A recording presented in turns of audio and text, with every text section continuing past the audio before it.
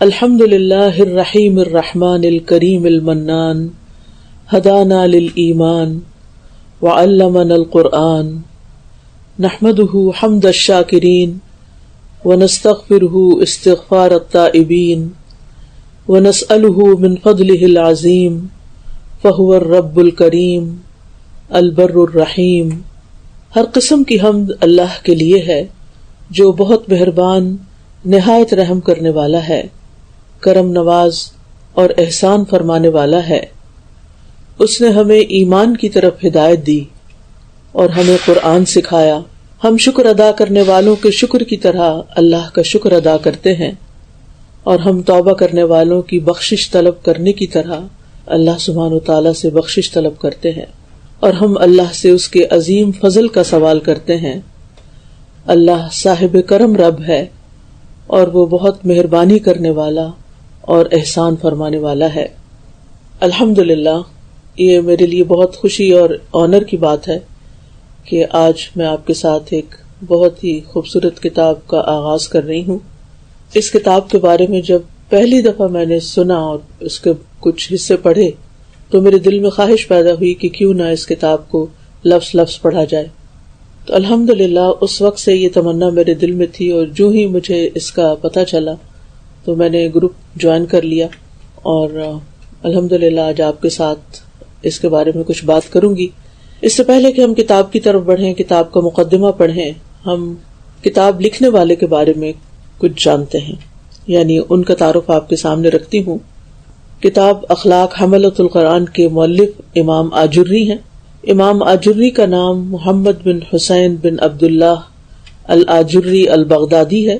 ان کی کنیت ابو بکر ہے۔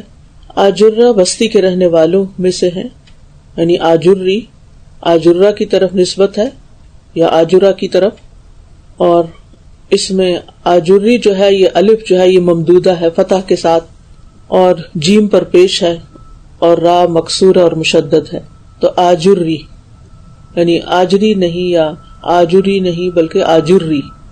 تو آجرہ جو ہے یہ بغداد کی بستیوں میں سے ایک بستی ہے جس کی طرف نسبت کی جاتی ہے، اور ضرب الآجر جو ہے یہ ایک محلہ ہے جو بغداد کے نہر طابق کے محلوں میں سے تھا۔ وہ نہر جو بغداد کی مغربی جانب تھی۔ اس بستی سے متعدد اہل علم نکلے ہیں، لیکن اب موجودہ دور میں یہ بستی بے آباد ہو چکی ہے۔ امام آجری 280 ہجری میں بغداد میں پیدا ہوئے۔ اس وقت بغداد جو تھا وہ اپنے عروج پر تھا، علم اور حکمت کے خزانے ہر طرف لٹائے جا رہے تھے۔ ان کی زندگی کا ابتدائی حصہ بغداد میں گزرا اور آخری حصہ مکہ میں گزرا۔ اسی نسبت سے انہیں بغدادی مکی بھی کہا جاتا ہے، اور بغداد اور مکہ دونوں ہی شہر علوم و فنون کے مرکز تھے۔ آجری اصلاً تو بغداد کے محدثین میں تھے، اور بغداد چھوڑ کر مکہ جانے سے پہلے بغداد میں ہی رہے۔ 30 سال تک بغداد میں احادیث پڑھاتے رہے، پھر 330 ہجری میں مکہ کی طرف منتقل ہو گئے، تو انہوں نے مکہ میں رہنے کو زیادہ پسند کیا۔ اس میں آپ دیکھ رہے ہیں کہ ان کی جو پیدائش ہے وہ 280 ہجری میں ہوئی ہے، یعنی 3 صدی کے آخر میں، اور انہوں نے پڑھانا شروع کیا 4 صدی کے شروع میں۔ 20 سال ان کی عمر یہ ہوئی جب یہ پڑھانے کے قابل ہوئے، پھر اس کے بعد 30 سال بغداد میں پڑھاتے رہے، اور پھر یہ مکہ کی طرف گئے۔ اس کے بارے میں ایک قول ہے کہ انہوں نے اللہ سے دعا کی تھی کہ اللہ ان کو مکہ میں کچھ سال اقامت کی توفیق عطا فرمائے، تو اللہ تعالیٰ نے ان کی دعا سن لی۔ ایک اور روایت میں آتا ہے، اس کی اوتھینٹسٹی تو اللہ کو معلوم ہے، لیکن یہ کہ جب یہ مکہ حج کرنے کے لیے گئے تو انہیں مکہ بہت پسند آیا، تو انہوں نے دعا کی کہ مجھے 1 سال مزید مکہ میں رہنے کا موقع ملے۔ تو کہا جاتا ہے کہ ایک آواز دینے والے نے آواز دی اور سنائی دیا انہیں کہ 1 نہیں 30 سال۔ یہ اس روایت کی حقیقت جو بھی ہے، تو اللہ تعالیٰ نے ان کو 30 سال وہاں رہنا نصیب کیا۔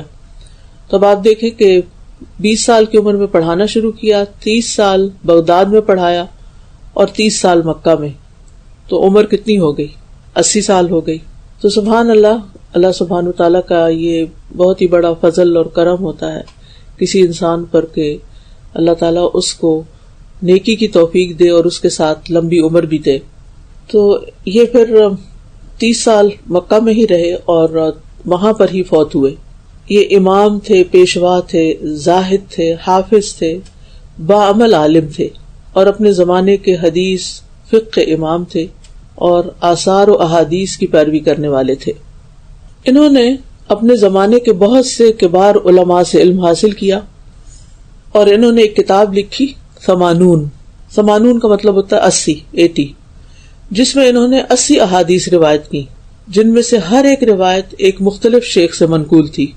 اسی طرح آپ کے شاگردوں کی تعداد بھی بہت زیادہ ہے، جن میں قاضی الحرمین، حافظ ابو نعیم اصفہانی اور ابن نحاس کے نام ملتے ہیں۔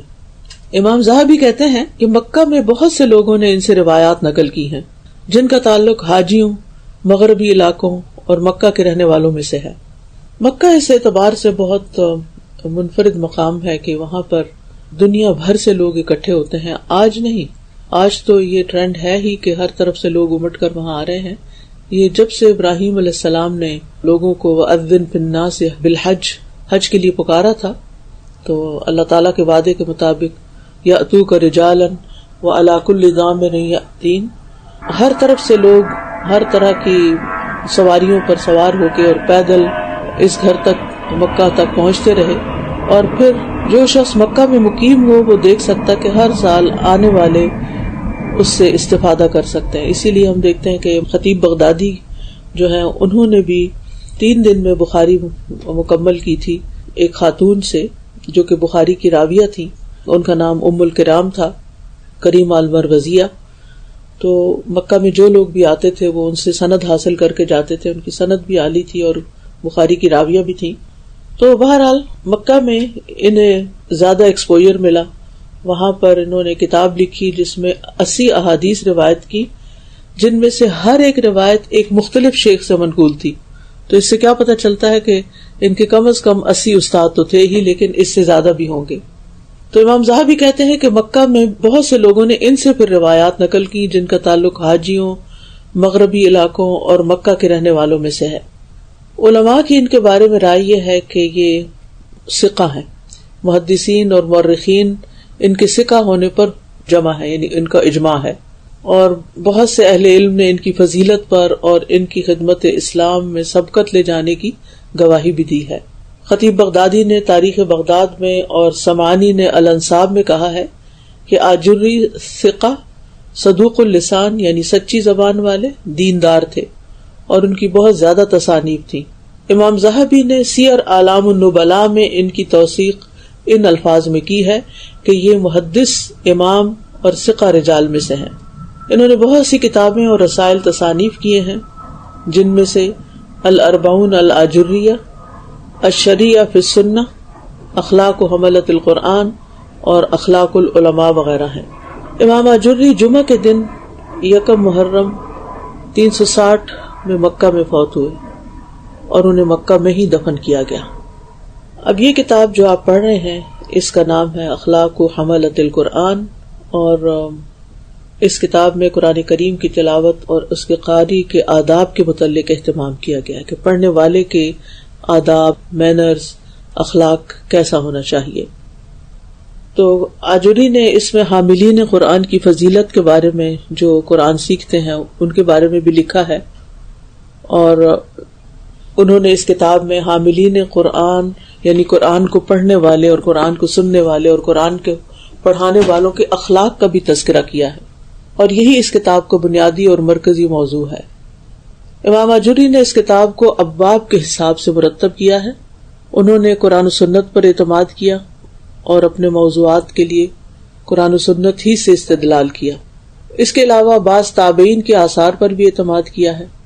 پہلے وہ اپنا قول پیش کرتے ہیں، پھر اس کی تفصیل بیان کرتے ہیں، پھر اس کے لیے قرآن و سنت سے استدلال کرتے ہیں، یا اس کے لیے صحابہ اور تابعین کے آثار کو بیان کرتے ہیں۔ اس کتاب کی خصوصیات میں سے ایک اہم خصوصیت یہ ہے کہ یہ فضائل قرآن اور حاملین قرآن کے اخلاق کے موضوع پر لکھی جانے والی پہلی کتاب ہے۔ تو اس سے پہلے فضائل قرآن پر کتابیں لکھی گئیں، جیسے قاسم بن سلام الحروی جن کی وفات 240 ہجری میں ہوئی، ان کی کتاب فضائل القرآن و معالمہ و آدابہ ہے، لیکن یہ کتاب اخلاق و آداب کے ساتھ مختص نہیں، وہ فضائل قرآن کے بارے میں ہے۔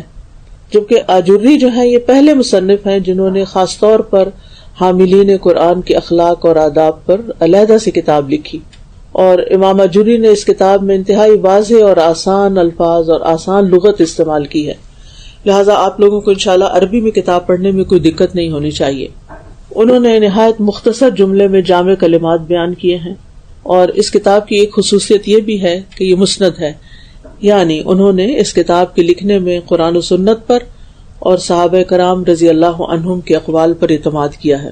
وہ اس بارے میں کہتے ہیں کہ میں انشاءاللہ اس کتاب میں جو کچھ بیان کروں گا وہ اللہ عز و جل کی کتاب سے، اس کے رسول صلی اللہ علیہ وسلم کی سنت سے اور صحابہ کرام کے اقوال سے، اور باقی تمام علماء کے اقوال سے بھی بیان کروں گا جو میرے ذہن میں موجود ہیں، میں ان اقوال کو بھی بیان کروں گا۔ اس کتاب کو لکھنے کا مقصد کیا تھا؟ امام آجری نے اس کتاب میں اہل قرآن کے اخلاق کو بیان کیا، اور یہی اس کتاب کا مقصد ہے۔ انہوں نے اس کتاب میں ان عادات کا بھی ذکر کیا جو حامل قرآن میں نہیں ہونی چاہیے، یعنی کیا چیزیں ہونی چاہیے اور کیا نہیں ہونی چاہیے، دونوں ہی انہوں نے ذکر کی ہیں۔ مثال کے طور پر کیا نہیں ہونی چاہیے چیزیں؟ لوگوں پر اپنی بڑائی اور تکبر کا مظاہرہ کرنا، علم پر عمل نہ کرنا، ریاکاری کرنا، شہرت کی خواہش رکھنا، خواہشات کی پیروی کرنا۔ پھر انہوں نے ان لوگوں کے انجام کو بیان کیا ہے جن کے اندر یہ باتیں پائی جاتی ہوں کہ وہ مالک کریم کی ناراضگی کا نشانہ بنے گے، اور اس سے بھی سنگین گناہ یہ ہے کہ وہ قرآن کی تلاوت کرنے کے ساتھ اپنے اوپر نیک لوگوں کی علامات کو ظاہر کرے، یعنی ایک تو قرآن پڑھے پڑھائے تلاوت کرے اور پھر یہ لوگوں پہ ظاہر کرے میں بہت نیک ہوں، حالانکہ وہ باطنی طور پر ان تمام چیزوں کو ضائع کر رہا ہے جو اللہ کے لیے واجب ہے، یعنی جو اللہ کے لیے کام کرنے چاہیے وہ لوگوں کو دکھانے کے لیے کر رہا ہے، اور جس سے اس کے مالک نے منع کیا ہے اس کا ارتکاب کر رہا ہے۔ اب یہ ہے کہ اس کتاب کو پڑھنے کا مقصد کیا ہے؟ اس کتاب کو پڑھنے کا مقصد یہ ہے کہ قرآن پڑھنے والے خود کو قرآن پر عمل کرنے والا بنائیں۔ یہ ایک تربیت کی کتاب ہے، اور جو بھی قرآن پڑھتا پڑھاتا ہو اسے یہ کتاب ضرور پڑھنی چاہیے، اور پھر یہ کہ حاملین قرآن کو چاہیے کہ وہ اپنے آپ کو اس قرآن کے آداب کا پابند بھی بنائیں، یعنی جو پڑھیں پھر اس پر عمل بھی کریں، اور ان آداب سے آراستہ ہونے کے لیے اپنے نفسوں سے جہاد کریں، یعنی آسان نہیں ہے یہ آداب اپنانا، اور پھر یہ کہ ان اخلاق کی پابندی کرنے کے ساتھ اور ان آداب کو اختیار کرنے کے ساتھ حقیقی معنوں میں وہ اہل قرآن میں سے ہو جائیں گے۔ یعنی ویسے تو ہم ہر اس شخص کو اہل القرآن میں شمار کر لیتے ہیں جو قرآن پڑھتا ہو، حافظ ہو، اس کا عالم ہو، اس پر بظاہر عمل کرنے والا ہو، لیکن جب تک اس کے اندر یہ اخلاق نہیں آتے اس وقت تک وہ صحیح معنوں میں اہل القرآن میں شامل نہیں ہوتا۔ ام المومنین حضرت عائشہ رضی اللہ تعالی عنہا سے رسول اللہ صلی اللہ علیہ وسلم کے اخلاق کے بارے میں سوال کیا گیا تو انہوں نے کہا، الست تقرأ القرآن، کیا تم قرآن نہیں پڑھتے؟ قلت بلا، میں نے کہا کیوں نہیں؟ قالت فإن خلق نبی اللہ صلی اللہ علیہ وسلم کان القرآن، کہ نبی صلی اللہ علیہ وسلم کا اخلاق قرآن ہی تھا، آپ کی سیرت و کردار قرآن کا عملی نمونہ تھی۔ الست تقرأ القرآن قلت بلا قالت فإن خلق نبی اللہ صلی اللہ علیہ وسلم کان القرآن۔ اسے صحیح مسلم نے روایت کیا ہے کہ نبی صلی اللہ علیہ وسلم کا جو اخلاق تھا وہ قرآن ہی تو تھا۔ بہرحال اس موضوع پر ایک یونیک کتاب آپ پڑھنے جا رہے ہیں، اور ایک بہت ہی شرف والا موضوع ہے، اور اس لائق ہے کہ لوگ اس کو پڑھنے اور سیکھنے پر اپنی ہمتوں کو خرچ کریں، اور پھر یہ ہے کہ اس کو پڑھانے کے لیے بھی آگے محنت کریں، اور خاص طور پر قرآن مجید جو ہے وہ اس کا علم تمام علوم سے افضل ہے، اور قرآن کو سیکھنے اور سکھانے میں انسان کو اپنی اٹ موسٹ محنت کرنی چاہیے، اور اس کو سیکھنے اور غور و فکر کرنے اور اس پر تدبر کرنے اور نفس کو عمل پر آمادہ کرنے اور اس کے ساتھ نہایت جد و جہد کرنے کو اپنی زندگی کا مقصد بنایا جائے، یعنی ایسے انسان پر پھر قرآن کے اثرات ظاہر ہوں گے اور اس کے اندر بھی تبدیلی آئے گی۔ اللہ تعالیٰ فرماتے ان ھذا القرآن یہدی للتی ہی اقوم، بے شک یہ قرآن اس راہ کی ہدایت دیتا ہے جو سب سے زیادہ سیدھی ہے، یعنی یہ بابرکت کتاب جو ہے بندے پر اس کی برکتیں ظاہر ہوتی ہیں۔ جب انسان اپنے آپ کو اس کے آداب سے متصف کرتا ہے، یعنی اس کو پڑھنے کے جو آداب ہیں. پھر اس کتاب میں امام آجوری کے کچھ اقوال بھی ہیں، ان کو میں مختصراً ذکر کر دیتی ہوں تاکہ میں مقدمے کی طرف آؤں. وہ کہتے ہیں، اللہ آپ پر رحم فرمائے، کیا آپ اپنے کرم نوازی کرنے والے مالک کی طرف نہیں دیکھتے کہ کس طرح وہ اپنی مخلوق کو ترغیب دیتا ہے کہ وہ اس کے کلام میں غور کرے، اور جو اللہ کے کلام میں تدبر کرتا ہے وہ اللہ کو پہچان لیتا ہے اور اس کی عظیم بادشاہت اور قدرت کو پہچان لیتا ہے، اور اس بات کو پہچان لیتا ہے کہ اللہ مومنوں پر بہت فضل و کرم کرتا ہے. یعنی اہل القرآن جو ہیں وہ یہ جان لیتے ہیں کہ اللہ مومنوں پر بہت فضل فرمانے والا ہے. وہ اس بات کو جان لیتا ہے کہ انسان کے ذمہ اپنے مالک کی عبادت کا کیا ذمہ ہے. وہ اپنے آپ کو اس واجب کے ساتھ لازم کر لیتا ہے جو اس کے رب نے اس پہ فرض کیا، بس وہ اس چیز سے بچتا ہے جس سے اس کے مولا کریم نے ڈرایا ہے، اور جس میں اللہ نے ترغیب دی ہے اسی چیز میں وہ رغبت رکھتا ہے. اور جس کی قرآن کی تلاوت کے وقت اور دوسروں سے سننے کے وقت یہ صفت ہو تو قرآن اس کے لیے شفا بن جاتا ہے. وہ بغیر مال کے غنی ہو جاتا ہے، بغیر برادری کے صاحب عزت بن جاتا ہے، اور دوسرے لوگوں کو جس سے وحشت ہوتی ہے وہ اس سے مانوس ہو جاتا ہے. جب وہ کسی سورت کو تلاوت کرنے کے لیے شروع کرتا ہے تو اس کی زیادہ فکر یہی ہوتی ہے کہ جو بھی میں تلاوت کر رہا ہوں میں اس سے کب نصیحت حاصل کروں گا. اس کا مقصد یہ نہیں ہوتا کہ میں سورت کب ختم کروں گا. یہ ہم سب کو بڑے غور سے اپنے دل میں بٹھا لینی چاہیے بات کہ ہمارا ہم و غم یہ نہیں ہونا چاہیے کہ سورت کب ختم ہوگی، سپارہ کب ختم ہوگا، بلکہ یہ کہ اس سورت اور سپارے سے میں نے سیکھا کیا ہے. اس کا مقصد اور مراد یہ ہوتا ہے کہ میں کب اللہ کے خطاب کو سمجھوں گا، میں کب اللہ کی منع کردہ چیزوں سے رکوں گا، میں کب نصیحت پکڑوں گا، کیونکہ اس کا قرآن کی تلاوت کرنا عبادت ہے، اور عبادت غفلت کی صورت میں نہیں ہوتی. امام آجوری نے حامل قرآن کے بارے میں یہ بھی کہا ہے کہ وہ اپنے کام پر متوجہ ہوتا ہے، اور جو اس نے اپنے کام بگاڑ لیے ہوتے ہیں اس کی اصلاح کی فکر کرتا ہے، اپنی زبان کی حفاظت کرتا ہے، اپنے کلام میں تمیز کرتا ہے، یعنی سوچتا ہے کہ کیا بولنا چاہیے اور کیا نہیں. جب بات کرتا ہے تو علم کے ساتھ بات کرتا ہے، اور اسی وقت بات کرتا ہے جب بات کرنا درست خیال کرتا ہے، یعنی حکمت سے کام لیتا ہے. اور جب خاموش ہوتا ہے تو علم پر خاموش ہوتا ہے، یعنی جب وہ خاموشی کو صحیح سمجھتا ہے تو خاموش رہتا ہے، یعنی اسے معلوم ہوتا ہے کہ یہاں مجھے خاموش ہی رہنا چاہیے. وہ بے مقصد باتوں میں مصروف نہیں ہوتا، وہ اپنی زبان سے اس سے بھی زیادہ ڈرتا ہے جتنا وہ اپنے دشمن سے ڈرتا ہے. اور وہ کہتے ہیں کہ حامل قرآن خندہ پیشانی والا ہوتا ہے، اس کا کلام عمدہ ہوتا ہے. اگر اس میں کوئی فضیلت اور خصوصیت پائی بھی جائے تو وہ اپنی تعریف نہیں کرتا، اور وہ کیسے اس چیز کے بارے میں اپنی تعریف کر سکتا ہے جو اس میں موجود نہ ہو. وہ اپنے نفس سے ڈرتا ہے کہ کہیں اپنی پسند اور خواہش کی چیز اس پہ غالب نہ آ جائے جو اس کے آقا کو اس سے ناراض کر دے. وہ کسی کی غیبت نہیں کرتا، کسی کو حقیر نہیں جانتا، کسی کو گالی نہیں دیتا، کسی کی مصیبت پہ خوش نہیں ہوتا، کسی پہ ظلم نہیں کرتا، کسی سے حسد نہیں کرتا، کسی کے متعلق بدگمانی نہیں کرتا مگر اسی سے جو بدگمانی کا مستحق ہوتا ہے. وہ کسی پر زیادتی نہیں کرتا، اگر کوئی اس پر زیادتی کرے تو وہ صبر کرتا ہے. وہ اپنے غصے کو پی لیتا ہے تاکہ اپنے رب کو راضی کر سکے اور اپنے دشمن کو ناراض کرے. وہ دل میں عاجزی رکھتا ہے، جب حق بات کہی جاتی ہے تو وہ قبول کر لیتا ہے، خواہ وہ کہنے والا چھوٹا ہو یا بڑا ہو. وہ اللہ تعالیٰ سے درجات کی رفعت طلب کرتا ہے، یعنی بلند مقام طلب کرتا ہے، مخلوق سے نہیں. یعنی مخلوق سے نہیں چاہتا کہ وہ اس کی عزت کرے. وہ تکبر سے نفرت کرتا ہے اور وہ اپنے بارے میں تکبر میں مبتلا ہونے سے ڈرتا ہے.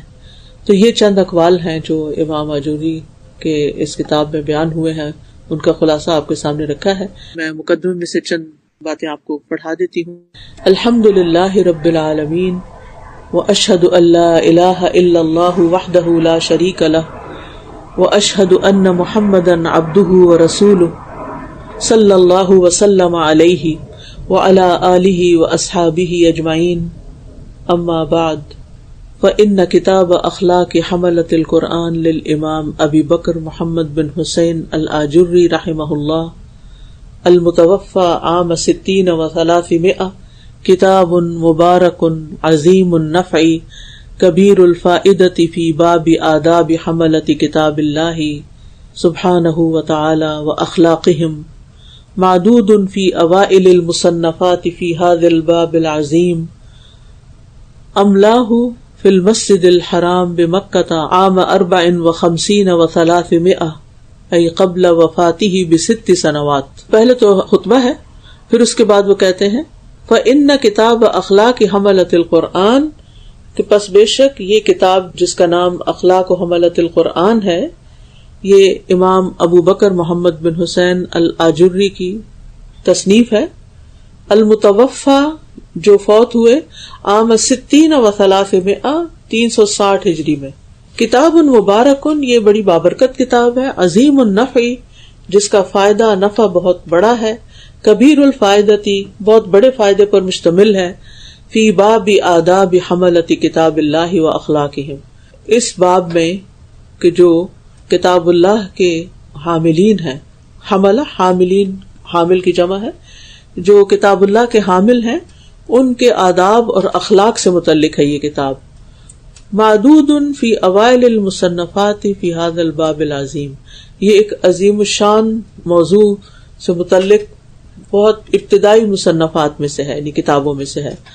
املاہ، جسے املا کروایا یعنی امام ابو بکر الآجری نے، فی المسجد الحرام، مسجد حرام میں بیٹھ کر، بمکہ، مکہ میں، عام 54 و 300 354 ہجری میں، ای قبل وفاتہ ب6 سنوات، یعنی اپنی وفات سے 6 سال پہلے.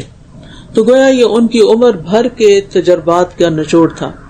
ومن المعلوم ان القرآن کتاب خلق و ادب و تربیت، اور یہ بات سب کو معلوم ہے کہ قرآن اخلاق، ادب اور تربیت کی کتاب ہے.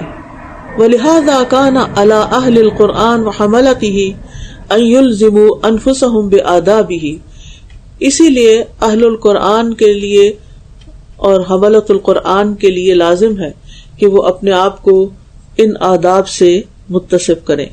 وَأَن يُجَاهِدُوا أَنفُسَهُمْ عَلَى التَّحَلِّي بِهَا، اور اپنے نفسوں سے جہاد کریں ان آداب سے اپنے آپ کو آراستہ کرنے کے لیے. لِيَكُونُوا بِذَلِكَ مِنْ أَهْلِ الْقُرْآنِ حَقًّا وَصِدْقًا وَالْتِزَامًا وَتَأَدُّبًا، تاکہ اس کے ساتھ یعنی ان آداب کے ساتھ اہل القرآن میں سے ہوں، حقیقی معنوں میں، سچے معنوں میں، اور اس کا التزام کرنے والے اور اس کے ادب کے ساتھ رہنے والے.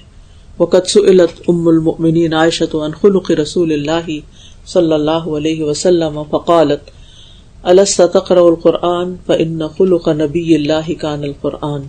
حضرت عائشہ رضی اللہ عنہا سے نبی صلی اللہ علیہ وسلم کے اخلاق کے بارے میں پوچھا گیا تو انہوں نے کہا کیا تم قرآن نہیں پڑھتے؟ بس بے شک اللہ کے نبی صلی اللہ علیہ وسلم کا اخلاق تو قرآن ہی تھا. اسے صحیح مسلم نے نکالا ہے. اللہ تعالیٰ سے دعا ہے کہ آپ کی ان کوششوں کو قبول کرے اور آپ کی کوششوں کو بہت برکت دے. بارک اللہ فیکم. وآخر دعوانا ان الحمد للہ رب العالمین. سبحانک اللہم وبحمدک اشہد ان لا الہ الا انت استغفرک واتوب الیک. السلام علیکم ورحمۃ اللہ وبرکاتہ.